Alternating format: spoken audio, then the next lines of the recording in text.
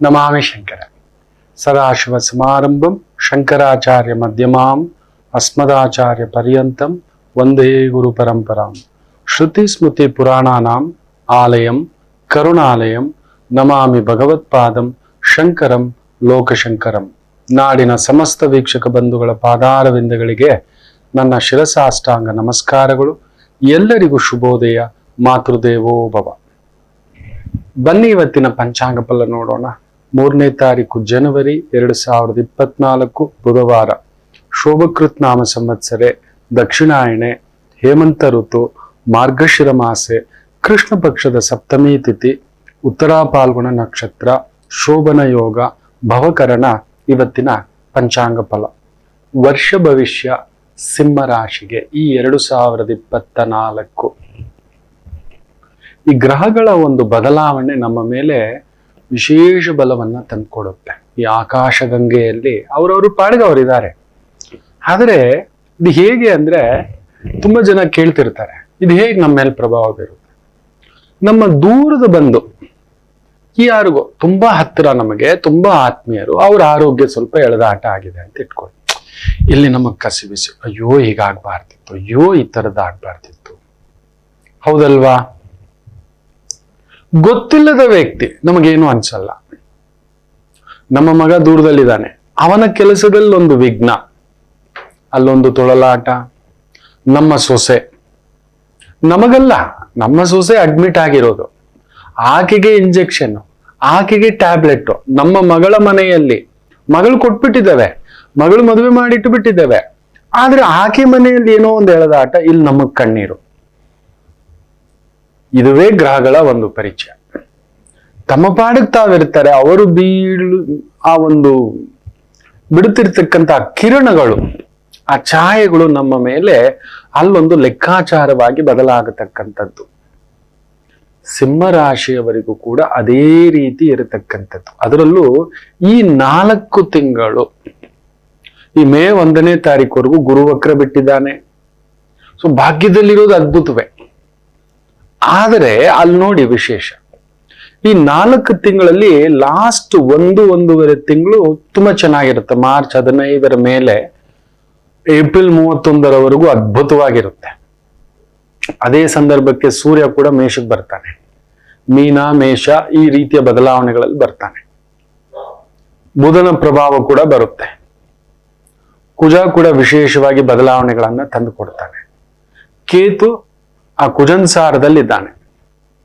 ಸುಖಕಾರಕನ ಸ್ಥಾಯಿ, ಭಾಗ್ಯಕಾರಕನ ಸ್ಥಾಯಿ. ಗುರು ಆದರೆ ವಕ್ರ ಬಿಟ್ಟು ಕೇತು ನಕ್ಷತ್ರ. ಅಲ್ಲಿಗೆ ತಂದೆ ತಾಯಿಗೆ ಏನಾದ್ರೂ ಹಿರಿಯರ ಆರೋಗ್ಯಕ್ಕೆ ಹೆಚ್ಚು ಕಡಿಮೆ, ಇಲ್ಲ ನಿಮ್ಮ ಗೌರವಕ್ಕೆ, ನಿಮ್ಮ ಹೆಸರಿಗೆ ಅಲ್ಲೊಂದು ತೊಳಲಾಟ, ಇಲ್ಲ ಹಿರಿಯರಿಂದ ಬರಬೇಕಾದಂತ ಜಾಗ, ಭೂಮಿ, ಆಸ್ತಿ, ಅಲ್ಲೊಂದು ಕಿರಿಕಿರಿಯೋ ಒದ್ದಾಟವೋ ಒಂದಿರುತ್ತೆ. ಆಮೇಲೆ ಭರಣಿ ನಕ್ಷತ್ರಕ್ಕೆ ಜಾರ್ತಾನೆ ಆತ ಗುರು, ವೇಗವಾಗಿ ಮೂವ್ ಆಗ್ತಾನೆ. ಯಾಕಂದ್ರೆ ವಕ್ರಗತಿ ಬಿಟ್ಟಿದ್ದಾನಲ್ವಾ, ಅವನು ಈ ಒಂದು ವೃಷಭ ರಾಶಿಗೆ ಬರಬೇಕು ಮೇ 1ನೇ ತಾರೀಕಿಗೆ. ಆದ್ರಿಂದ ಅವನೇನ್ ಮಾಡ್ತಾನೆ, ಭರಣಿ ನಕ್ಷತ್ರ. ಶುಕ್ರನ್ಗೂ ನಿಮಗೂ ಅಷ್ಟಕ್ಕಷ್ಟೇ ಶತ್ರುಗ್ರಹ. ಕೇತು ಒಳಗಿನ ಒಂದು ವೇದನೆ, ಏನೋ ಒಂದು ವೇದನೆಯಿಂದ ಬಳಲ್ತಿದ್ದೀರಿ ಸಿಂಹರಾಶಿ. ಮೇಲ್ನೋಟಕ್ಕೆ ತುಂಬಾ ಧೈರ್ಯಸ್ಥರಾಗಿ ಸ್ಥೈರ್ಯಸ್ಥರಾಗಿ ತುಂಬಾ ಚೆನ್ನಾಗಿ ಕಾಣಿಸುತ್ತಿದ್ದರೂ ಒಳಗಡೆ ಏನೋ ಇಂಟರ್ನಲ್ ನೋಡಿ.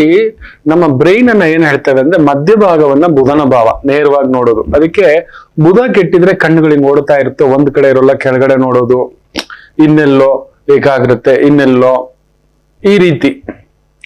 ಬಲಗಡೆಯ ಮೆದುಳನ್ನ ಕೇತು ಅಂತ ಹೇಳ್ತವೆ, ಎಡಗಡೆಯ ಮೆದುಳನ್ನ ಜ್ಯೋತಿಷ್ಯ ರೀತಿಯ ಚಂದ್ರ ಅಂತ ಹೇಳ್ತವೆ.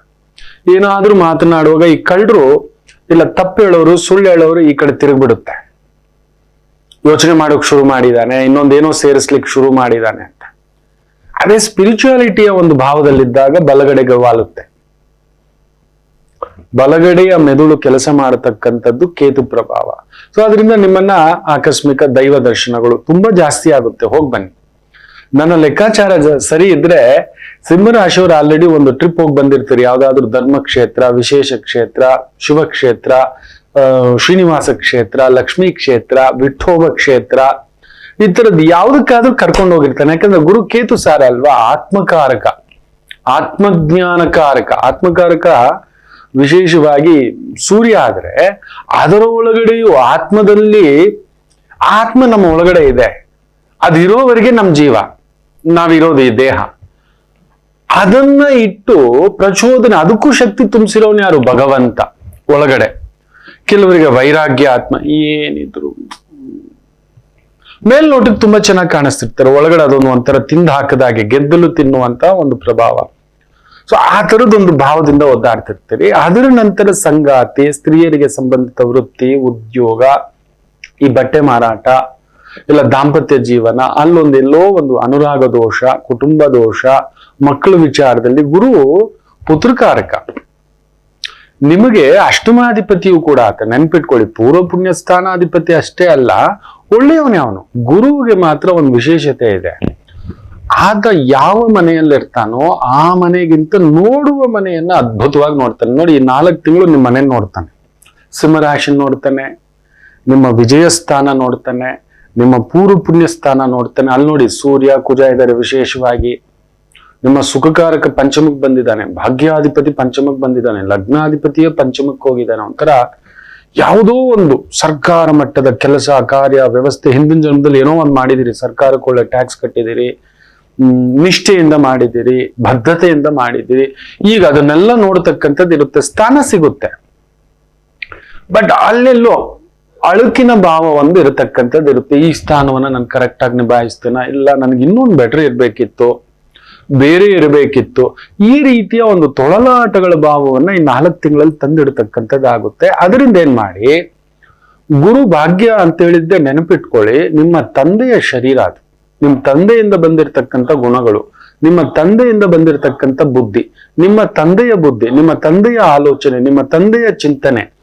ನಿಮ್ಮ ತಂದೆ ಧಾರ್ಮಿಕವಂತರೋ, ಧೈರ್ಯವಂತರೋ, ಅಧೈರ್ಯವಂತರೋ, ಅಧಾರ್ಮಿಕವಂತರೋ, ನ್ಯಾಯವಂತರೋ, ನ್ಯಾಯವಾಗಿ ಸಂಪಾದಿಸಿದನ, ನ್ಯಾಯವಾಗಿ ಇದ್ದಾನ, ಇದೆಲ್ಲ ನೋಡೋದು ಭಾಗ್ಯಸ್ಥಾನ.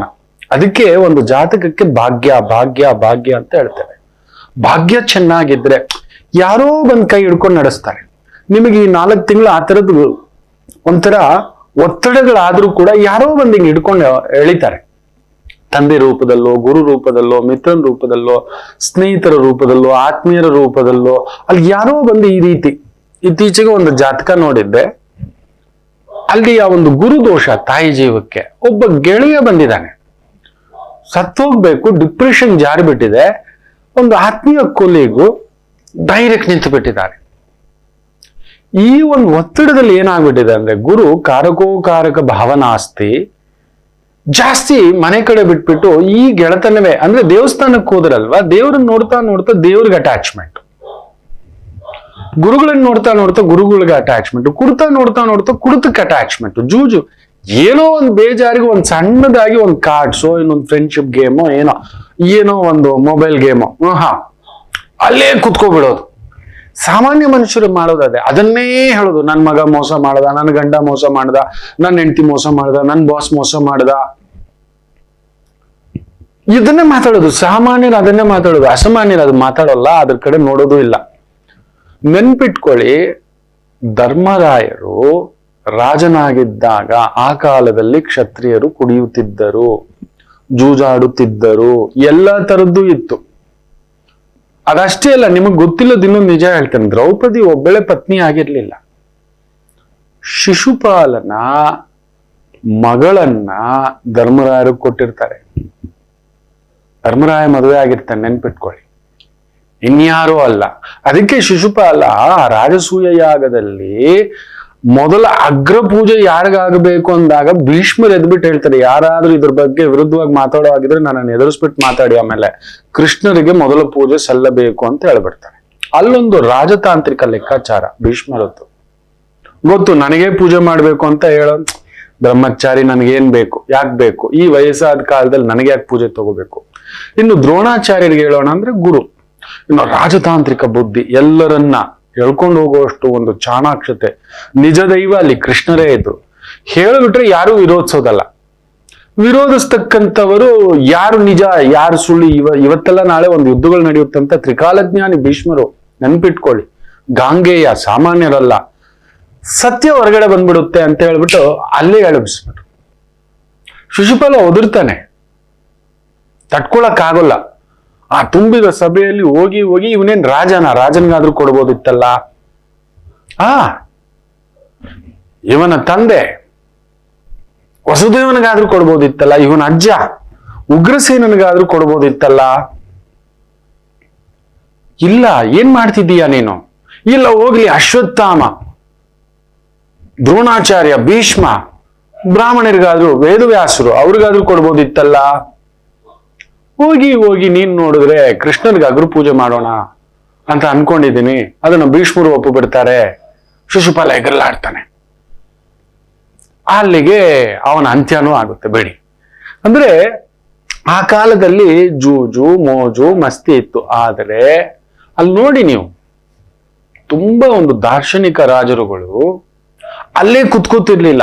ಕುಡಿತಾ ಕುತ್ಕೊಂಡು, ಜೂಜಾಡ್ತಾ ಕುತ್ಕೊಂಡು. ನೋಡಿ, ಅದಕ್ಕೆ ಧರ್ಮರಾಯ ಜೂಜಾಡ್ತಾ ಕುತ್ಕೊಂಡು ಎಲ್ಲ ಕಳ್ಕೊಂಡಿದ್ದಕ್ಕೆ ಅದಕ್ಕೆ ಜೂಜಾಡ್ಬೇಡ್ರು ಅಂದಿತ್ತು. ಅಂದ್ರೆ ಜೂಜಾಡ್ತಾ ಆಡ್ತಾ ನಶೆ ಹೆಂಗೆ ಇರುತ್ತೆ ನಮಗೆ ಅಂದ್ರೆ, ಕುಡಿಯೋದೇ ಒಂದ್ ನಶೆ, ಅದ್ರ ಜೊತೆಲಿ ಜೂಜ್ ಇನ್ನೊಂದು ಮಹಾ ನಶೆ.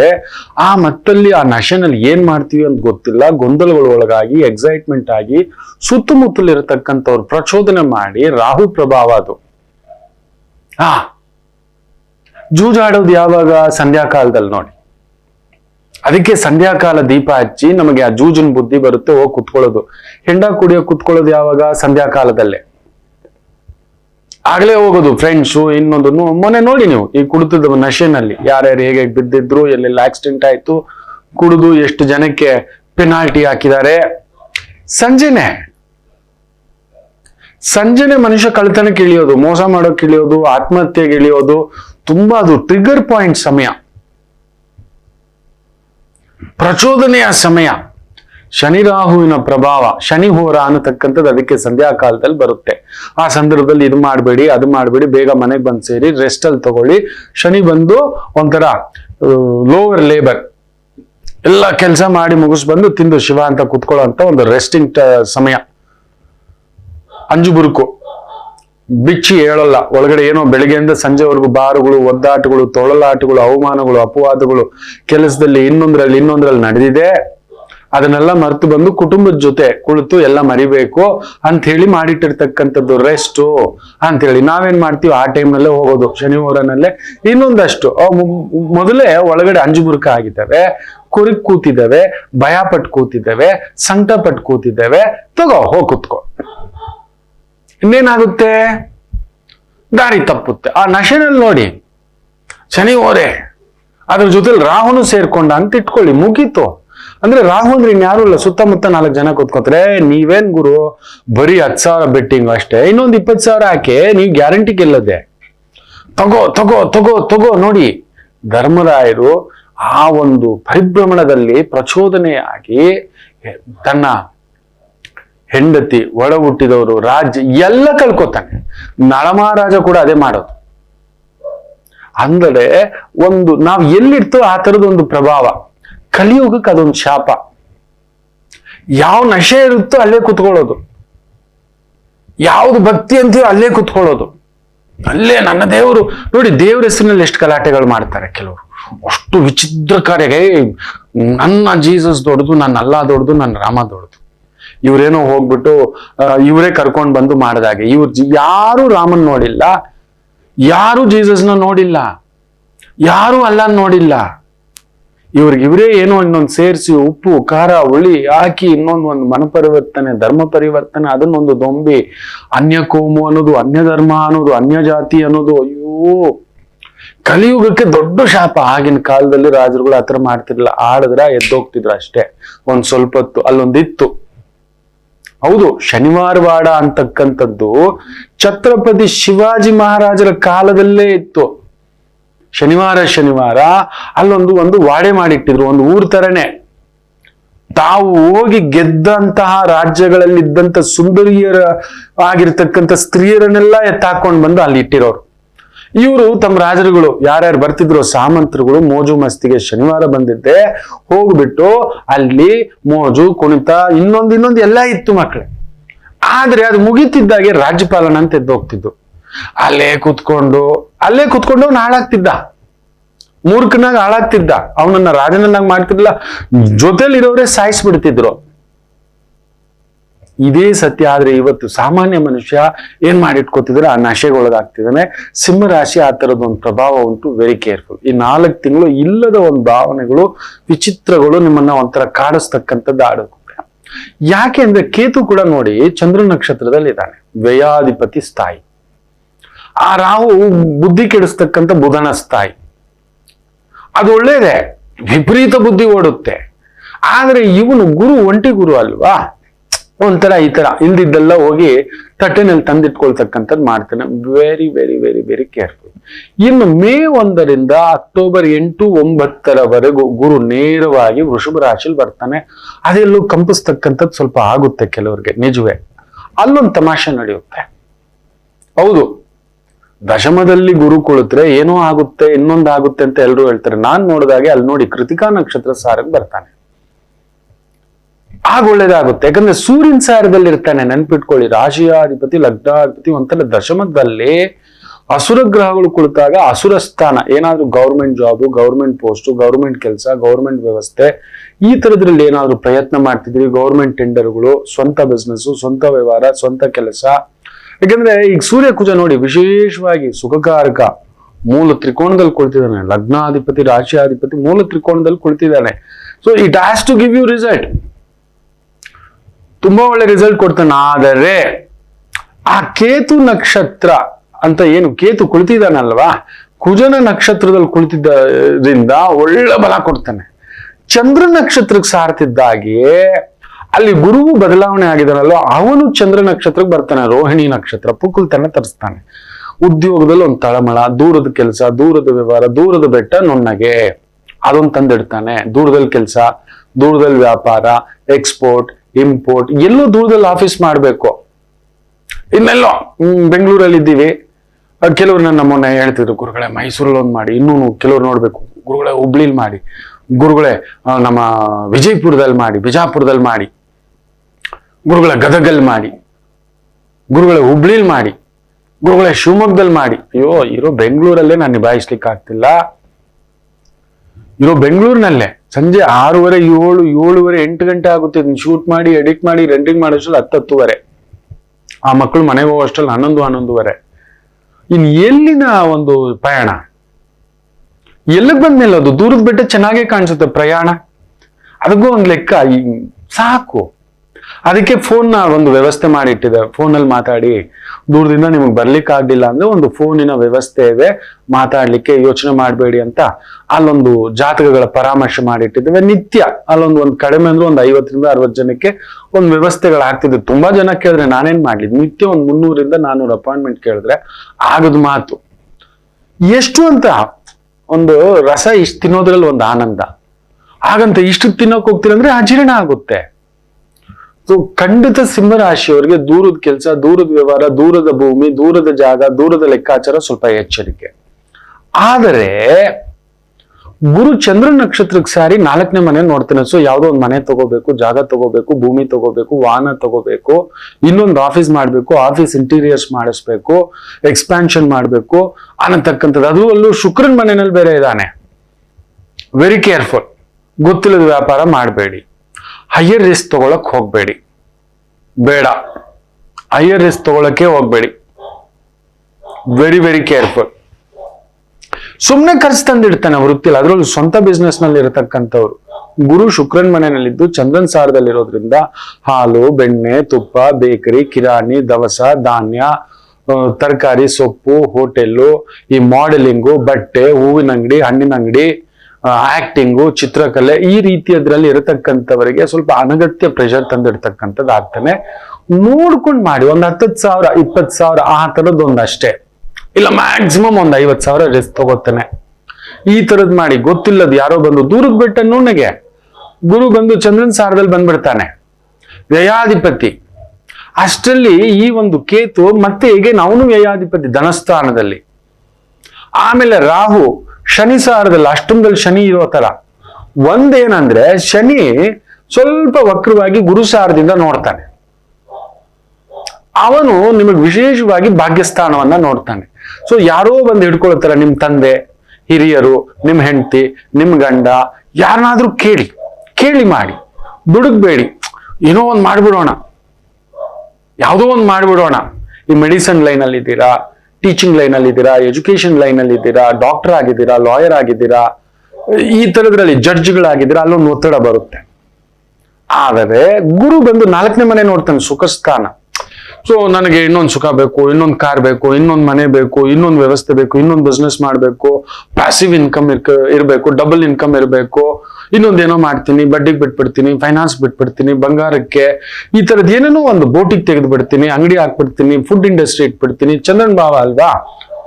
ಈ ತರದ್ ಏನೋ ಒಂದು ತಂದಿಡ್ತಾನೆ. ಚಂದ್ರ ಮನೋಕಾರಕ, ನೆನ್ಪಿಟ್ಕೊಳ್ಳಿ. ಶುಕ್ರನ್ ಮನೇಲಿ ಕುಳಿತಾಗ ಒಂಥರ ವಿಲ. ಗುರುವು ಹೋಗಿ ಅಲ್ಲಿ ಕುಳಿತಿರೋದ್ನ ಕಾರಕ ಭಾವ ನಾಸ್ತಿ. ತಂದೆಗೆ ಏನಾದ್ರು ತಂದೆಯ ವೃತ್ತಿ, ತಂದೆಯ ಕೆಲಸ, ಯಜಮಾನರ ಹೆಂಡತಿಯ ತಂದೆ, ಗಂಡನ ತಂದೆ, ಅವ್ರಿಗೇನಾದ್ರೂ ಒಂದು ಎಳೆದಾಟ ಆಗ್ತಕ್ಕಂಥದ್ದು. ಯಾಕಂದ್ರೆ 10ನೇ ಮನೆ ಅಲ್ಲಿ ಹಿಂಡ್ತಾನೆ ಅವನು ಗುರು. 7ನೇ ಮನೆಯಿಂದ ಸಂಗಾತಿ. 4ನೇ ಮನೆ ಏನು? ಸುಖ. ಸೊ ತಾಯಿ, ಅವರ ಒಂದು ವ್ಯವಸ್ಥೆ, ಅಲ್ಲೊಂದು ಏನೋ ಒಂದು ತಂದಿಡ್ತಾನೆ. ಅವರ ತಾಯಿಗೆ, ಅವರ ತಂದೆಗೆ, ಇಲ್ಲ ಅವರಿಂದ ಏನಾದ್ರೂ ನೋವು, ಅವ್ರಿಗಾಗೋ ನೋವುಗಳಿಗೆ ನೀವು ನಿಲ್ಲಬೇಕಾಗಿರತಕ್ಕಂಥದ್ದು ಒಂದು ತರ್ತಾನೆ. ಇನ್ನು ಅಕ್ಟೋಬರ್ 9ರ ನಂತರ ಗುರು ಸ್ವಲ್ಪ ವಕ್ರ ಆಗ್ತಾನೆ. ಕೃತಿಕಾ ನಕ್ಷತ್ರ ಸಾರ ಇದ್ದಾಗ ಬ್ಯೂಟಿಫುಲ್ ಅಗೇನ್. ಆಗ ನೋಡಿ ವಿಚಿತ್ರವಾಗಿ ಕೇತು ಸೂರ್ಯನ ಸಾರಿಗೆ ಬರ್ತಾನೆ. ಅದೊಂದು ಬದಲಾವಣೆ ತಂದು ಕೊಡ್ತಕ್ಕಂಥದ್ದಾಗುತ್ತೆ. ಸೊ ಒಂಥರ ಧೈರ್ಯ, ಸ್ಥೈರ್ಯ. ಆದ್ರೆ ಧೈರ್ಯಕಾರಕ ಕುಜ ಏನಾಗ್ತಾನೆ ಅಂದ್ರೆ ಸರಿಸುಮಾರು ಒಂದು 67ರಿಂದ 68 ದಿನ ಈ 12ನೇ ಮನೆಯಲ್ಲಿ ನೀಚ ಆಗ್ತಾನೆ. ಸುಖಕಾರಕ, ವೆರಿ ಕೇರ್ಫುಲ್. ಭಾಗ್ಯಕಾರಕ, ನಿಮ್ಮ ಶಕ್ತಿಕಾರಕ, ನಿಮ್ಮ ಯೋಗಕಾರಕ, ಯೋಗ ಭಂಗ. ಇವನೇನೋ ಬಲ ಕೊಡಕ್ ನಾನ್ ಸರಿ ಇದ್ದೀನಿ, ಆದ್ರೆ ನನ್ನವ್ರು ಸರಿ ಇಲ್ಲ. ನನ್ನ ಮನೆ, ನನ್ನ ಪ್ರಾಪರ್ಟಿ, ನನ್ನ ಪ್ರಾಪರ್ಟಿಗೆ ದೊಡ್ಡ ಪ್ರಾಪರ್ಟಿ ಅಡ್ವೈಸರ್ ಆಗಿ ನಿಮ್ ಪ್ರಾಪರ್ಟಿಗೆ ತಲೆನೋವುಗಳು ಬರ್ಬೋದು. ನಿಮ್ಮ ಅಣ್ಣ ತಮ್ಮಂದ್ರು ಅದು ಬೇರೆ ತಲೆನೋವು ತಂದಿಡ್ತಕ್ಕಂಥದ್ದಾಗುತ್ತೆ. ಬುಧ ಸ್ವಲ್ಪ ಚೆನ್ನಾಗಿರ್ತಾನಾಗ, ಬುದ್ಧಿ ಓಡುತ್ತೆ. ನಿಧಾನ ಮಾಡಿ. ಕುಜ ನೀಚ ಅಲ್ವಾ? ಅಲ್ಲೇನೋ ಕಿರಿಕಿರಿ, ಟೆನ್ಷನ್, ಪೊಲೀಸ್ ಸ್ಟೇಷನ್, ಇಲ್ಲ ಯಜಮಾನರು, ಹೆಂಡತಿ, ಅವರ ಆರೋಗ್ಯ. ಇನ್ನೊಂದೇನಂದ್ರೆ ವಿಚಿತ್ರ, ವಿಶೇಷವಾಗಿ ಕೇತು ನಿಮ್ಮ 8ಮ ಭಾವವನ್ನು ಬೇರೆ ನೋಡ್ತಾನೆ. ಆರೋಗ್ಯ ಕೆಡಬಹುದು, ದೊಡ್ಡವರ ಆರೋಗ್ಯ ಕೆಡಬಹುದು, ಸಂಗಾತಿ ಆರೋಗ್ಯ ಕೆಡಬಹುದು, ಸಂಗಾತಿಯಿಂದ ದೂರ ಇರುವಂತ ಒಂದು ಪ್ರಸಂಗ ಬರ್ಬೋದು. ಎಸ್, ನಿಮಗೆ ಮಾತ್ರ ದೂರದಲ್ಲಿ ಕೆಲಸ ಸಿಕ್ಕಿದೆ, ಹೆಂಡತಿ ಮಕ್ಳಿಗಾಗಿಲ್ಲ, ಇರ್ಲಿ, ತೊಂದರೆ ಇಲ್ಲ. ಮೊನ್ನೆ ಒಂದು ಜಾತಕ ಬಂದಾಗ ನಾನು ಹೇಳಿದೆ, ನಿಮಗ್ ಮಾತ್ರ ಬರುತ್ತೆ, ನಿಮ್ಮ ಹೆಂಡತಿ ಮಕ್ಳಿಗೆ ಬರಲ್ಲ ಅಂದ್ರೆ ಅದೇ ಆಗಿದೆ ಸರ್, 3 ಸಲ ಬಂತು, ಅದಕ್ಕೆ ಕ್ಯಾನ್ಸಲ್ ಮಾಡ್ಕೊಂಡೆ. ನೋ, ನೀವು ಹೋಗಿ. ಒಂಟಿ ಗುರು, ಧನುರ್ ಲಗ್ನ, ಅಷ್ಟಮದಲ್ಲಿ ಗುರು ಉಚ್ಚಂಗತ, ಒಬ್ಬನೇ ಇದ್ದಾನೆ, ಒಬ್ಬನೇ ಇರಬೇಕು ಅನ್ನೋದು ಸ್ವಲ್ಪ ದಿನ ಇದೆ. ಹೋಗಿ ಸರ್, ಮೇಡಮ್ಗೆ ಬಲ ಇದೆ, ಸಿಕ್ಕಾಬಟ್ಟೆ ಇದೆ. ದೊಡ್ಡದಾದಂತ ಒಂದು ಗುರು ಬೇರೆ 7ನೇ ಮನೆಯಿಂದ 2ನೇ ಮನೆ. ಅಷ್ಟಮದಲ್ಲಿ ಗುರು ಇರ್ಬೋದು, ಅಂದ್ರೆ 7ನೇ ಮನೆಯಿಂದ 2ನೇ ಮನೆ ಏನಾಗುತ್ತೆ ಅಂದ್ರೆ ಸಂಗಾತಿಗೆ 2ನೇ ಮನೆಯಲ್ಲಿ ಗುರು ಉಚ್ಚಂಗತ. So teacher, lecturer, professor, advisor ಅದ್ಭುತವಾಗಿದ್ದಾರೆ, ಅದೇ ಕೆಲಸದಲ್ಲಿದ್ದಾರೆ. ಅಮ್ಮ ಮಾಡ್ಕೊಳ್ಳೋ ತಾಯಿ ಅಂದೆ, ನಿನಗೆ ಬಲ ತಾಯಿ, ಈ ಮಗುನ್ ನಿಭಾಯಿಸೋ. ದೊಡ್ಡ ಮಗು ಕಾಣೋ, ಇದು ನೋಡೋಕ್ ಮಾತ್ರ ಹೇಗಿದ್ದಾನೆ, ಒಳಗಡೆ ಮಗು ತರ ಕೂತ್ ಬಿಟ್ಟಿದ್ದಾನೆ. ಅವನ್ಗೆ ಸಿಗಬೇಕಾದ ಅಷ್ಟಮದಲ್ಲಿ ಗುರು ಇರೋದ್ರಿಂದ ಅವನಿಗೆ ಸಿಗಬೇಕಾದ ಯೋಗ್ಯತೆಗೆ ತಕ್ಕಂತ ಸ್ಥಾನ, ಗೌರವ, ಪದವಿ, ಪ್ರತಿಷ್ಠೆ ಅಲ್ಲೊಂದು ಅರ್ಧ ಇದೆ ಮಗು. ಅವನು ಇನ್ನೊಬ್ರನ್ನ ಬೆಳೆಸ್ಬಲ್ಲ, ನಿನ್ನನ್ನು ಬೆಳೆಸ್ತಾನೆ, ನಿನ್ನನ್ನು ಓದಿಸ್ತಾನೆ, ನಿನ್ನ ನಿಲ್ಲಿಸ್ತಾನೆ, ಮಾಡ್ತಿದ್ದಾರೆ ಗುರುಗಳೇ. ಗೋ ಎಡ್. ಸೊ ಸಿಂಹ ರಾಶಿ ಸ್ವಲ್ಪ ಈ 1 ವರ್ಷ ನಿಜ ಹೇಳ್ಬೇಕು ಅಂದ್ರೆ ಮಾರ್ಚ್ವರೆಗೂ ಇದಿದೆ ತಲೆನೋವು. ಅದ್ರ ಮೇಲೆ ಇನ್ನೊಂದು ತಲೆನೋವು ಏನ್ ಗೊತ್ತಾ? ಅಷ್ಟಮ ಶನಿ ಬೇರೆ ನೆಕ್ಸ್ಟ್ ಇಯರ್ ಮಾರ್ಚ್ಗೆ ಲಾಕ್ ಆಗ್ತಾನೆ. 2025 ಮಾರ್ಚ್ಗೆ ಲಾಕ್ ಆಗ್ತಕ್ಕಂಥದ್ದು ಆಗ್ತಾನೆ. ಅದು ಗುರು ಸಾರದಲ್ಲೇ ಬರ್ತಾನೆ. ಆದ್ರೆ ಆಗ ತಮಾಷೆ ಏನ್ ಗೊತ್ತಾ? ಗುರು 11ನೇ ಮನೆಗೆ ಬರ್ತಾನೆ ಅದ್ಭುತವಾಗಿ. ಮೃಗಶಿರ ನಕ್ಷತ್ರ ಸಾರಕ್ಕೆ ಬಂದ್ಬಿಡ್ತಾನೆ. ಬ್ಯೂಟಿಫುಲ್. ಮೃಗಶಿರ ನಕ್ಷತ್ರ ಆಲ್ರೆಡಿ ಇರೋದ್ರಿಂದ ಒಂದ್ ಬಲ ತಂದು ಕೊಡ್ತಾನೆ. ಬಟ್ ಆದ್ರೂ ಮಾರ್ಚ್ವರೆಗೂ ಇವನು ಕುಜ ಬಂದು ತನ್ನ ಆಟ ತೋರಿಸ್ಬಿಡ್ತಾನೆ. ನೆಕ್ಸ್ಟ್ ಇಯರ್ 2025 ಮಾರ್ಚ್ವರೆಗೂ ವೆರಿ ಕೇರ್ಫುಲ್. ಸೊ ದೊಡ್ಡ ಪ್ರಾಜೆಕ್ಟ್ಗಳು, ದೊಡ್ಡ ಕೆಲಸಗಳು, ತಿಳಿಯದ ಕೆಲಸಗಳು ಮಾಡ್ಲಿಕ್ಕೆ ಹೋಗ್ಬೇಡಿ. ಪ್ರತಿ ಗುರುವಾರ ದಕ್ಷಿಣಾಮೂರ್ತಿ ದೇವಸ್ಥಾನ ಇದೆ, ದತ್ತಾತ್ರೇಯರ ಆಲಯ ಇದೆ, ಗಣಪತಿ ಆಲಯ ಇದೆ, ಶಿವ ಪಾರ್ವತಿ ಆಲಯ ಇದೆ. ಯಾಕಂದ್ರೆ ಪಂಚಮಾಧಿಪತಿ ಗುರು. ಪಂಚಮ ಸ್ಥಾನದಲ್ಲಿ ಯಾರಿದ್ದಾರೋ ಇಲ್ಲ ಯಾರು ಅದಕ್ಕೆ ಅಧಿಪತಿಯೋ ಅಲ್ಲಿರ್ತಕ್ಕಂಥವ್ರನ್ನೇ ಪೂಜೆ ಮಾಡ್ಬೇಕು. ಈಗಿರೋದು ನೋಡಿ, ಅಲ್ಲಿ ಸೂರ್ಯ ಕುಜ, ಗುರು ಮೂಲ ತ್ರಿಕೋಣದಲ್ಲಿ ಇದ್ದಾನೆ, ಅಲ್ಲೇ ನೋಡ್ತಿದ್ದಾನೆ. ಅದರಿಂದ ಏನ್ ಮಾಡಿ ಅಂದ್ರೆ ಶಿವಾಲಯಗಳಿಗೆ ಹೋಗಿ ಶಿವ, ಪಾರ್ವತಿ, ಸುಬ್ರಹ್ಮಣ್ಯ, ಗಣಪತಿ 4 ಇರೋ ಕ್ಷೇತ್ರ. ನಂಜುಂಡೇಶ್ವರಿಗೆ ಹೋಗಿ ಒಂದ್ ರಾತ್ರಿ ಉಳ್ಕೊಳ್ಳಿ, ಬೆಳಿಗ್ಗೆ ಎದ್ದು ಸ್ನಾನ ದರ್ಶನ ಮಾಡಿ, ನಮ್ಮ ಕುರುಡುಮಲೈ ಕ್ಷೇತ್ರಕ್ಕೆ ಹೋಗಿ, ನಮ್ಮ ದೊಡ್ಡ ಗಣಪತಿ ಕ್ಷೇತ್ರಕ್ಕೆ ಹೋಗಿ, ಬಸವನಗುಡಿ ಅಲ್ಲಿ ಹೋಗಿ ಗಣಪತಿ ಕ್ಷೇತ್ರಗಳಿಗೆ ಹೋದಾಗ ಬರಿಗೆಯಲ್ಲಿ ಹೋಗ್ಬಾರ್ದು. ತುಂಬಾ ಜನಕ್ಕೆ ಗೊತ್ತಿಲ್ಲ. ಮಕ್ಕಳಿರೋ ಮನೆಗೆ, ವಯಸ್ಸಾದವರ ಮನೆಗೆ ಹೋದಾಗ, ಹೆಣ್ಣು ಮಕ್ಕಳು ನಮ್ಮ ಅಕ್ಕ ತಂಗಿ ಮನೆಗೆ ಹೋದಾಗ ಬರಿಗೆಯಲ್ಲಿ ಹೋಗ್ಬಾರ್ದು. ಏನಾದ್ರೂ ತಗೊಂಡು ಹೋಗ್ಬೇಕು. ಅವ್ರಾಗೆ ಅವ್ರ ಸಿಟ್ಟಲ್ಲಿ ಏನೋ ಮಾತಾಡ್ತಾರೆ, ಅದೆಲ್ಲ ಮನ್ಸಿಗೆ ಹಾಕೋಬಾರ್ದು. ಹೋಗ್ಬೇಕು. ಇಲ್ಲ ಹೆಂಡತಿ ಅಕ್ಕ ತಂಗಿ, ಗಂಡನ ಅಕ್ಕ ತಂಗಿ, ಈ ತರದವರ ಮನೆಗೆ ಹೋದಾಗ ಏನಾದ್ರೂ ಒಂದು ಸಿಹಿ ಹಣ್ಣು ತಾಂಬೂಲ ತಗೊಂಡು ಹೋಗ್ಬೇಕು ಮಕ್ಕಳೇ. ಇದು ನಿಮ್ಗೆ ಗೊತ್ತಿಲ್ಲ. ಮಾಡುವ ಸಣ್ಣ ಸಣ್ಣ ತಪ್ಪುಗಳು. ಮಕ್ಕಳಿರೋ ಮನೆಗೆ ಬರಿಗೆಯಲ್ಲಿ ಹೋಗೋದು ಮಹಾಪಾಪ. ವಯಸ್ಸಾದವರು ಇದ್ದಾರೆ ಅಂದ್ರೆ ಅವ್ರ ಮನೆಗೆ ಹೋದಾಗ್ಲೂ ಬರಿಗೆಯಲ್ಲಿ ಹೋಗೋದು ಮಹಾಪಾಪ. ಏನೋ ಒಂದು ಹಣ್ಣು ಸಿಹಿಯೋ ತಾಂಬೂಲ ತಗೊಂಡು ಹೋಗ್ಬೇಕು. ಹೌದು, ಇದು ತುಂಬಾ ಜನಕ್ಕೆ ಗೊತ್ತಿಲ್ಲ. ನಮಗೆಲ್ಲಿ ಆಚಾರ ಸಂಪ್ರದಾಯಗಳು, ಆಚಾರನೂ ಗೊತ್ತಿಲ್ಲ, ಆಚಾರ್ಯನೂ ಗೊತ್ತಿಲ್ಲ. ಅದಕ್ಕೆ ನರಳೋದು ತಪ್ಪಲ್ಲ. ನಮ್ಗೇನ್ ಪೂಜೆ ಮಾಡುದು ಮಾಡಿರೋ ಈ ತರ ಸಣ್ಣ ಸಣ್ಣ ತಪ್ಪುಗಳೇ ಶಾಪಗಳಾಗಿ ನಿಂತಿರ್ತವೆ. ನಮ್ಮ ಸ್ನೇಹಿತನೇ ಇರ್ಬೋದು, ಆತ ಆಚಾರ್ಯ, ಮನೆಗೆ ಹೋದಾಗ ಬರಿಗೆಯಲ್ಲಿ ಹೋಗ್ಬಾರ್ದು.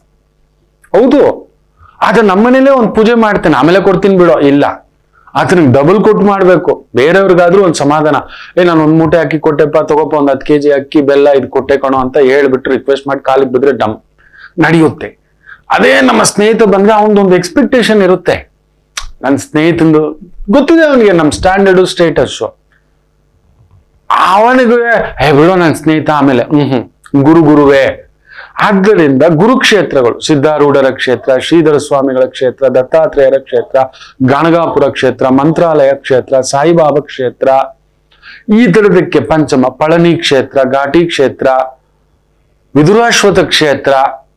ಇಲ್ಲ, ಎಲ್ಲೂ ಇಲ್ಲ. ಅಶ್ವತ್ಥ ವೃಕ್ಷ ನಿಮ್ಮ ಮನೆ ಹತ್ರ ಇದ್ದರೆ ನಿತ್ಯ ಹೋಗಿ ಕುಳಿತು ಬನ್ನಿ.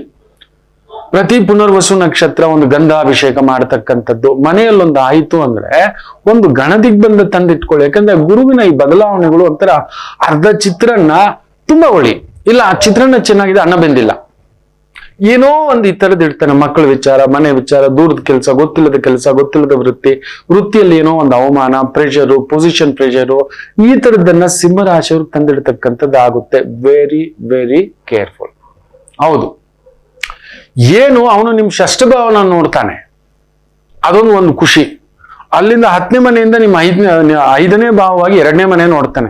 ಏನೋ ಒಂದು ಕುಟುಂಬದಲ್ಲಿ ಒಂದು ಸುಖ ಆಗಾಗ ಪೂಜೆಗಳು ಮಾಡಿಸ್ತಾ ಇರ್ತಾನೆ. ಅದರಿಂದ ಒಂದು ತಿಂಗಳಿಗೆ ಒಂದು 10 ದಿನ ಯಾವ್ದಾದ್ರೂ ಒಂದು ಕ್ಷೇತ್ರ, 10 ದಿನ ಅನ್ಕೋಬೇಡಿ, ಭಾನುವಾರ, ಮಂಗಳವಾರ, ಶುಕ್ರವಾರ, ಅಮಾವಾಸ್ಯೆ, ಹುಣ್ಣಿಮೆ, ಅಷ್ಟಮಿ, ಈ ತರದ್ದಾದ್ರೂ ಒಂದು ದೀಪ ಹಚ್ಚೋದು, ತುಳಸಿ ದೀಪ ಹಚ್ಚೋದು, ಆ ಗಣದಿಗ್ ಬಂದ ತಂದಿಟ್ಟು ಒಂದು ಶಲ್ಯ, ಒಂದು ಸಿಹಿ, ಒಂದು ಹಣ್ಣು, ಒಂದು ನವಧಾನ್ಯ, ಈ ತರದ್ದೇನಾದ್ರೂ ಸೇರಿಸ್ಕೊಂಡು ಒಂದು ಕೈ ಟವಲ್ ಸೇರಿಸಿ ಗುರುವಾರ ಇಲ್ಲ ಸಂಕಷ್ಟಿ ಗಣಪತಿ ಆಲಯಕ್ಕೆ ಹೋಗಿ ಕೊಟ್ಟು ಬರತಕ್ಕಂಥದ್ದು ಮಾಡ್ತಾ ಇರಿ. ಒಂದು ಸಮಾಧಾನ ಆಗತಕ್ಕಂಥದ್ದು ಆಗುತ್ತೆ. ದೊಡ್ಡ ಕೆಲ್ಸಕ್ಕೆ ಹೋಗ್ಬೇಡಿ.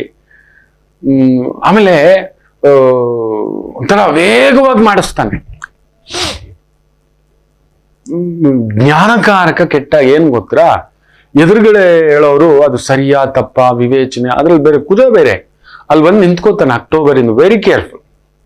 ಈ ಅಕ್ಟೋಬರ್, ನವೆಂಬರ್, ಡಿಸೆಂಬರ್ ತುಂಬಾ ಹುಷಾರಾಗಿರಿ. ಈ 2024 ಅಲ್ಲಿ ಇದೊಂದು ಚೂರು ನೋಡ್ಕೊಳ್ತಕ್ಕಂಥದ್ದು ಮಾಡಿ. ಆಗಾಗ ಯಾರಾದ್ರೂ ಆಚಾರ್ಯರು, ಗುರುಗಳು ಅಂತ ಹೋದಾಗ, ನಿಮ್ ಸ್ಕೂಲ್ ಟೀಚರ್, ಕಾಲೇಜ್ ಟೀಚರ್, ನಿಮಗೆ ಮಾರ್ಗದರ್ಶನ ಮಾಡಿದವರು, ಅಂತ ಕ್ಷೇತ್ರ, ಅಂತ ಗುರುಗಳು, ಅಂತ ಒಂದು ಆತ್ಮೀಯರು, ದೊಡ್ಡಪ್ಪನೇ, ಚಿಕ್ಕಪ್ಪನೇ, ಮಾವಯ್ಯನೇ, ಯಾರೋ ಒಬ್ರು ಹೋಗಿ ಬರಿಗೆಯಲ್ಲಿ ಹೋಗ್ಬಿಡು. ಒಂದ್ ಸಣ್ಣ ಇಷ್ಟೇ ಒಂದು ಹಣ್ಣಾದ್ರೂ ತಗೊಂಡೋಗಿ. ಬಾಳೆಹಣ್ಣು ಕೊಡ್ತೀರಾ, 2 ಬಾಳೆಹಣ್ಣು ತಗೊಂಡೋಗಿ. ಈ ತರದ್ ಮಾಡ್ತಾ ಬರ್ತಕ್ಕಂಥದ್ದು ಮಾಡಿ, ಅಲ್ಲೊಂದು ಸಮಾಧಾನ ಆಗುತ್ತೆ. ಒಳ್ಳೇದಾಗ್ಲಿ. ಒಂದು ಪುಟ್ಟು ವಿರಾಮ ತಗೊಂಡು ವಾಪಸ್ ಬರೋಣ. ಮಾತೃದೇವೋ ಭವ. ನಮಾಮಿ ಶಂಕರ. ನನ್ನ ಪ್ರೀತಿಯ ಆಧ್ಯಾತ್ಮಿಕ ಬಂಧುಗಳೇ, ಪ್ರತಿಯೊಬ್ಬರ ಜೀವನದಲ್ಲೊಂದು ಕೆಲವೊಂದು ಪ್ರಶ್ನೆಗಳಿರುತ್ತೆ, ಉತ್ತರವಿಲ್ಲದ ಪ್ರಶ್ನೆಗಳಿಲ್ಲ. ಅಂಥದ್ದೊಂದು ಸಮಸ್ಯೆ ಇದೆಯಾ? ಜ್ಯೋತಿಷ್ಯ ಮುಖೇನ ಹಾಗೂ ಆಧ್ಯಾತ್ಮಿಕ ಮುಖೇನ ನಿಮ್ಮ ಪ್ರಶ್ನೆಗಳಿಗೊಂದು ಪುಟ್ಟ ಸಮಾಧಾನ. ಈ ಕೂಡಲೇ ಕೆಳಗಿನ ಸಂಖ್ಯೆಗೆ ಕರೆ ಮಾಡಿ, ಇಲ್ಲವೇ ವಾಟ್ಸಪ್ ಮಾಡಿ, ಹಾಗೂ ನಮ್ಮ ನಮಾಮಿ ಶಂಕರ ಯೂಟ್ಯೂಬ್ ಚಾನೆಲ್ ಮುಖಾಂತರವೂ ಕೂಡ ಸರಳ ಪರಿಹಾರವನ್ನು ತಾವು ವೀಕ್ಷಿಸಿ ಹಾಗೂ ಪಡೆಯಬಹುದು.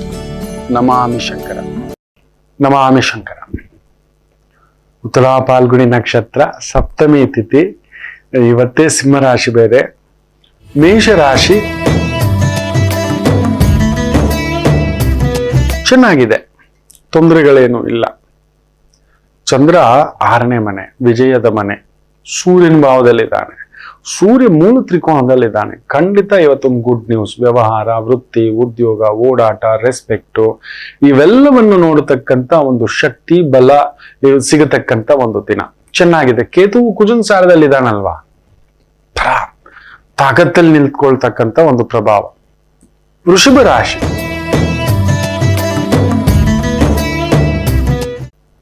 ಸ್ವಲ್ಪ ಈ ಸರ್ಕಾರಿ ಮಟ್ಟದ ಕೆಲಸ, ಅಡ್ಡಾದಿಡ್ಡಿ ಕೆಲಸ, ಅಂದಾದುಂದಿ ಕೆಲಸ, ಮೋಸದ ಕೆಲಸ, ಮೋಸದ ವ್ಯವಹಾರ ಇವುಗಳನ್ನೇನೋ ಮಾಡ್ಕೊಂಡಿದ್ರಿ ಅಂದ್ರೆ ಪೆನಾಲ್ಟಿ ಹಾಕಿಸ್ಕೊಳ್ಳೋದು ಗ್ಯಾರಂಟಿ. ಯಾಕಂದ್ರೆ ಪಂಚಮದಲ್ಲಿ ಚಂದ್ರ, ಸೂರ್ಯನ ಸಾರ, ಕುಜನ್ ಜೊತೆ ಬೇರೆ ಸೇರಿದ್ದಾನೆ. ಅಷ್ಟಮದಲ್ಲೂ ಸೂರ್ಯ ಕುಜ ಕುಳಿತಿದ್ದಾರೆ. ಯಾವುದೋ ಒಂದು ಟ್ರಿಗರ್ ಪಾಯಿಂಟ್ ಇದೆ ನೋಡಿ.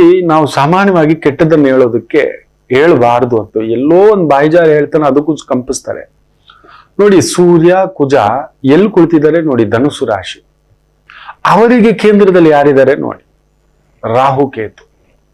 ಯಾವಾಗ ಕುಜ ರಾಹು ಸಂಧಿಯಾಗಿ ಎಳೆಯುತ್ತೋ ಸೂರ್ಯ ಹುಟ್ಟೋದು ಮೊದಲ ನಾಡು ಯಾವುದು, ಜಪಾನ್. ನೋಡಿ ಅಲ್ಲೊಂದು ಅರ್ಥಕ್ವೇಕ್ ಯಾವ ಮಟ್ಟಕ್ಕೆ ಅಂದ್ರೆ ಸುನಾಮಿ ಅಲರ್ಟ್ ಘೋಷಿಸ್ಬಿಟ್ಟಿದ್ದಾರೆ.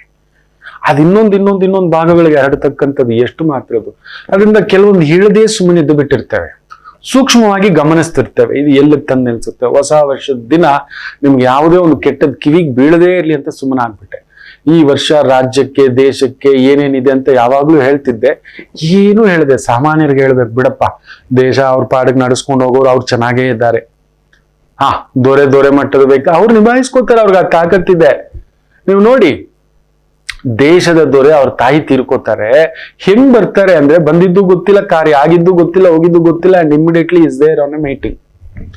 ದೇಶದ ಒಂದು ಬಹುದೊಡ್ಡ ಆರ್ಥಿಕ ಮಂತ್ರಿ, ತಮ್ಮ ಮಗಳ ಮದುವೆ ಆಗುತ್ತೆ, ಯಾರೂ ಇಲ್ಲ, ಎಂತ ದೊಡ್ಡವರು ಇಲ್ಲ. ನಮ್ಮ ನೋಡ್ಬೇಕೀಗ ಜಾತ್ರೆ ನಮ್ಮೂರ್ ಪಕ್ಕದಲ್ಲಿ, ನಮ್ಮ ಮನೆ ಪಕ್ಕದಲ್ಲಿ ಒಂದು ಕಟೌಟ್ಗಳು ಹಾಕೊಂಡು ಮಾಡೋ ಕಥೆ ನೋಡ್ಬೇಕು. ಅವ್ರ ಮಕ್ಕಳ ಬರ್ಡೇಗೂ ಕಟೌಟ್ ಹಾಕ್ಬಿಟ್ಟಿದ್ದಾರೆ. ಆಫ್ಟರ್ ಆಲ್ ಈ ಬ್ರಹ್ಮಾಂಡದಲ್ಲಿ ಬರೀ 14 ಲೋಕಗಳಲ್ಲಿ ನಮ್ಮ ಭೂಮಿ ಯಾವ ಮಟ್ಟದ್ದು, ಭೂಮಿಲಿ ನಾವೆಲ್ಲಿದ್ದೀವಿ ಅಂತ ಕೂಡ ಗೊತ್ತಿಲ್ಲ. ಮಕ್ಕಳ ಮದುವೆಗೂ ಕೂಡ ಒಂದು ಸ್ಥಾನ ಸಿಕ್ಕಿದ ತಕ್ಷಣ ಅವ್ರ ಮೊಮ್ಮಕ್ಕಳಿಗೂ ಕಟೌಟ್ ಹಾಕ್ಬಿಟ್ಟಿದ್ದಾರೆ. ರಾಮಚಂದ್ರ ಏನ್ ಹೇಳೋದು ಅಂತ ಗೊತ್ತಿಲ್ಲ. ನೋಡ್ತಿರ್ತಾನೆ, ಕಾರಲ್ಲಿ ಹೋಗ್ತಿರ್ಬೇಕಾದ್ರೆ ಸಿಗ್ನಲ್ಗಳು ಇರ್ತಾವಲ್ಲ, ಹೀಗೆ ನೋಡ್ತಿರ್ತಾನೆ. ಏನ್ರೋ ಮಾಡ್ತಿದ್ದೀರಾ ನೀವು, ನಿಜವಾಗ್ಲೂ ನೀವು ಮನುಷ್ಯರುಗಳೇನಾ? ಇವ್ರ ಮೊಮ್ಮಕ್ಕಳದ್ ಏನಕ್ ಬೇಕು, ಇವ್ರ ಮಕ್ಕಳದ್ ಏನ್ ಬೇಕು, ಇವ್ರ ಹೆಂಡತಿದ್ ಏನಕ್ಕೆ ಕಟೌಟ್ ಕಟ್ಟಬೇಕು, ಏನಂತದ್ ಮಾಡ್ಬಿಟ್ಟಿದ್ರೆ. ಕಟೌಟ್ ನೋಡಿ ನೆನ್ಪಿಟ್ಕೊಳ್ಳಿ, ಕಂಟೆಂಟ್ ಇರೋನ್ಗೆ ಕಟೌಟ್ ಆಗ್ಬೇಕು ಅಂತೀವಿ. ಕಟೌಟ್ ಬೇಕೇ ಇಲ್ಲ, ಜನನೇ ಕಟ್ತಾರೆ ಕಟೌಟ್. ನೀವು ಕರೆದು ಕಟೌಟ್ ಕಟ್ಟಬೇಕು, ದುಡ್ಡು ಖರ್ಚು ಮಾಡಿ ಇದಾರೆ. ನೀವು ನಂಬಲ್ಲ, ಕೆಲವ್ರು ಬರ್ಡೇ ಬಂತು ಅಂದ್ರೆ ಅವರೇ ಖರ್ಚು ಮಾಡಿ ಕಟೌಟ್ ಕಟ್ಟಿಸ್ತಾರೆ. ಯಾರ್ಯಾರ್ದು ಫೋಟೋಗಳು ಹಾಕಿಸ್ಬಿಟ್ಟು ಅವ್ರವರೇ ಕರೆಸ್ಬಿಟ್ಟು, ಹೋಗ ಕಟ್ಟೋಗ ನೋಡ, ನಾನೇ ರೆಡಿ ಮಾಡಿಸಿಟ್ಟಿದ್ದೀರಿ ಅಂತ. ರಾತ್ರಿ ಒಂದೊಂದ್ಸಮಯ 11-12 ಗಂಟೆ ಆಗಿರುತ್ತಲ್ಲ, ನಾನು ಹೋಗ್ತಾ ಇರ್ತೇನೆ, ತುಂಬಾ ಲಾಂಗ್ ಡ್ರೈವ್ಗಳು ನೋಡ್ತಿರ್ತಾನೆ, ಕಟ್ತಿರ್ತಾರೆ. ನಿಲ್ಲಿಸ್ಬಿಟ್ಟು ಈಗ ನೋಡೋದು ಆ ಮಿರರ್ ಇಂದ, ಪುಣ್ಯಾತ್ಮನಪ್ಪ, ಸರಿಯಪ್ಪ. ಅವ್ರವ್ರ ಕಟೌಟ್ ಅವರೇ ಕಟ್ಟಿಸ್ಕೊಳ್ಳೋದು. ಏನು ಸಾಧನೆ ಮಾಡಿದ್ದೀರಿ? ನಿಮ್ಮ ಏರಿಯಾದಲ್ಲಿ ನೀರ್ ಎಷ್ಟು ಕೊಟ್ಟಿದ್ದೀರಿ, ಬೆಳಕು ಎಷ್ಟು ಕೊಟ್ಟಿದ್ದೀರಿ, ಲೈಬ್ರರಿಗಳು ಎಷ್ಟು ಕೊಟ್ಟಿದ್ದೀರಿ, ಗೌರ್ಮೆಂಟ್ ಸ್ಕೂಲ್ಗಳು ಎಷ್ಟು ಡೆವಲಪ್ಮೆಂಟ್ ಮಾಡಿದ್ದೀರಿ, ಎಷ್ಟು ಉದ್ಯೋಗ ಸೃಷ್ಟಿ ಮಾಡಿದ್ದೀರಿ, ಎಷ್ಟು ಜನಕ್ಕೆ ನಿಂತು ಲೋನುಗಳು ಸ್ಯಾಂಕ್ಷನ್ ಮಾಡಿಸ್ಕೊಟ್ಟಿದ್ದೀರಿ. ಅಯ್ಯೋ ರಾಮಚಂದ್ರ, ಇದು ತಪ್ಪಲ್ಲ ಬಿಡಿ, ಅವ್ರ ಹಾಗೆ. ಅದಕ್ಕೆ ನಾನು ಅವ್ರಗಳ ಬಗ್ಗೆ ಮಾತಾಡಬಾರ್ದು, ಈ ವರ್ಷ ಹೇಳ್ಬಾರ್ದು, ಮಾತಾಡಬಾರ್ದು ಅಂತ ಸುಮ್ಮನಾಗಿ ನಿಮ್ಮಗಳ ವಿಚಾರಕ್ಕೆ ಬಂದಿರತಕ್ಕಂಥದ್ದು. ಸೊ ಇವತ್ತು ವೃಷಭ ಸ್ವಲ್ಪ ಜಾಗೃತೆ. ಈ ತರ ಅಡ್ಡಾದಿಡ್ಡಿ ಕೆಲಸ, ಅಡ್ಡಾದುಡ್ಡಿ ವ್ಯವಹಾರ, ಅಲ್ಲೊಂದು ಎಡವಟ್ಟುಂಟು.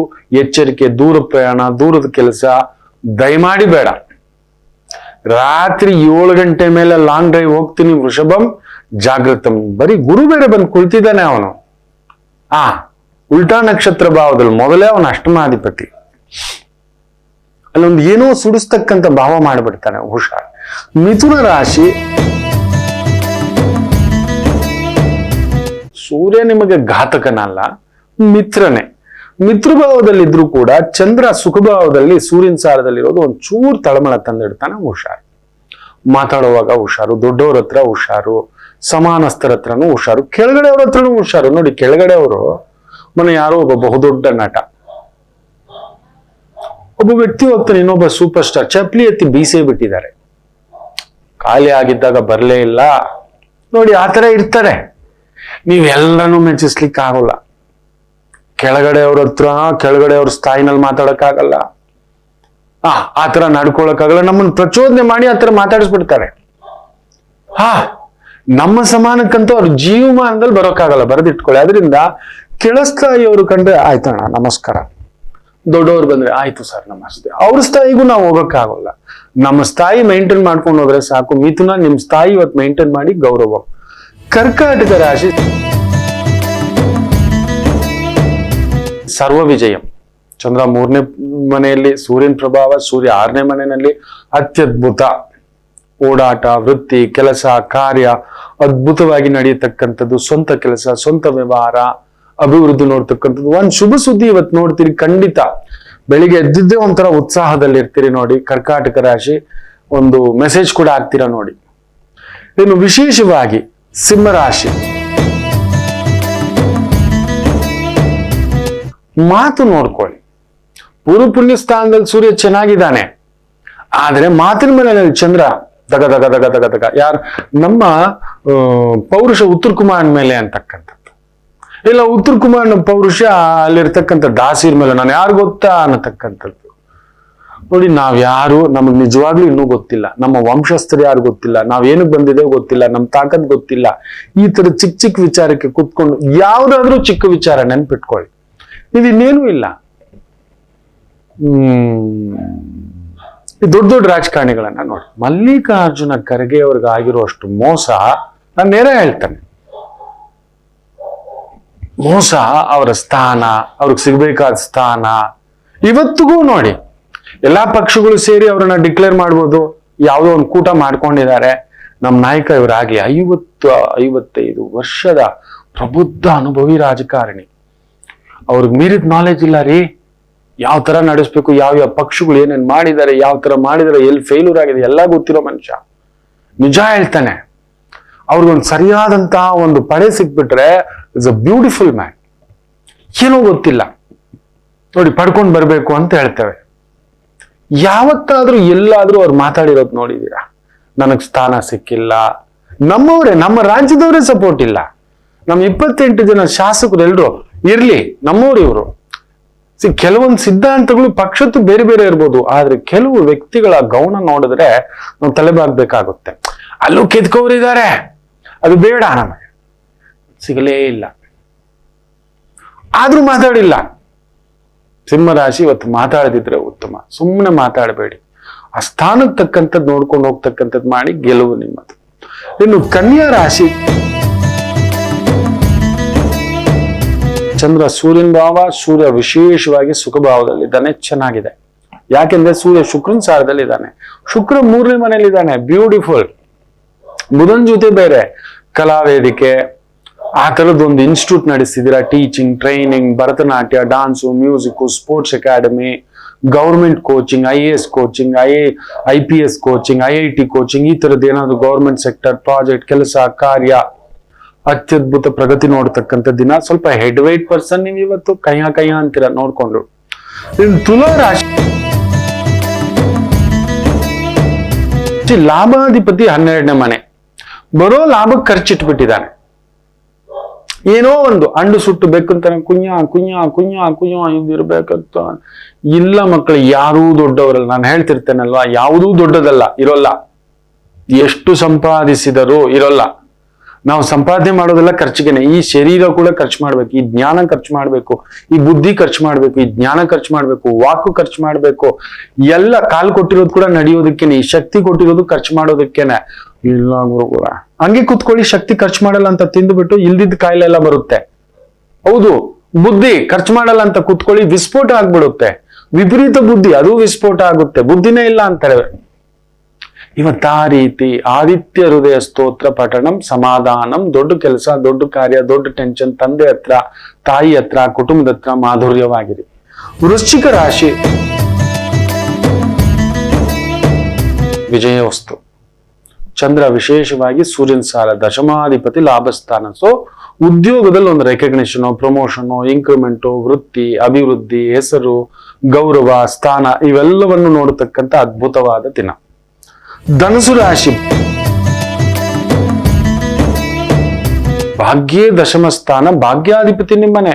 ಕನ್ಫರ್ಮ್ ಗವರ್ಮೆಂಟ್ ಪ್ರಾಜೆಕ್ಟ್, ಗವರ್ಮೆಂಟ್ ಕೆಲಸ, ಸ್ವಂತ ಕೆಲಸ, ಸ್ವಂತ ವ್ಯಾಪಾರ, ಕನ್ಸ್ಟ್ರಕ್ಷನ್, ರಿಯಲ್ ಎಸ್ಟೇಟು, ಕಲಾವೇದಿಕೆ, ಭೂಮಿ, ಮನೆ, interior, engineering, mechanical, chemical, police, ಗುಪ್ತಚರ ಇಲಾಖೆ, ಲೀಗಲ್ ಡಿಪಾರ್ಟ್ಮೆಂಟ್ ಇಂಥವುಗಳಲ್ಲಿ ತೊಡಗಿಸ್ಕೊಂಡಿರ್ತಕ್ಕಂಥವ್ರಿಗೂ ವಿಶೇಷ ಅಭಿವೃದ್ಧಿ, ಸಕ್ಸಸ್ ನೋಡೋ ದಿನ. ಮಕರ ರಾಶಿ ಸಪ್ತಮೇ ಭಾಗ್ಯಸ್ಥಾನ ಆದ್ರೂ ಅವನು ಅಷ್ಟಮಾಧಿ ಪ್ರಭಾವದಲ್ಲಿದ್ದು, ಅಷ್ಟಮಾಧಿಪತಿ 12ನೇ ಮನೆಯಲ್ಲಿದ್ದಾನೆ. ವಿಪರೀತ ರಾಜಯೋಗ, ಜಾಗ್ರತೆ. ಒಂದಾಗ ಕೊಡುವಾಗೆ ಕೊಟ್ಟಿದ್ದಾನೆ, ಏನೋ ಒಂದು ಸುಟ್ಟು ಬಿಟ್ಟೆ ಕೊಟ್ಟಿದ್ದಾನೆ, ಕೈ ಕೆಸರಾಗದೆ ಬಾಯಿ ಮೊಸರಾಗಲ್ಲ.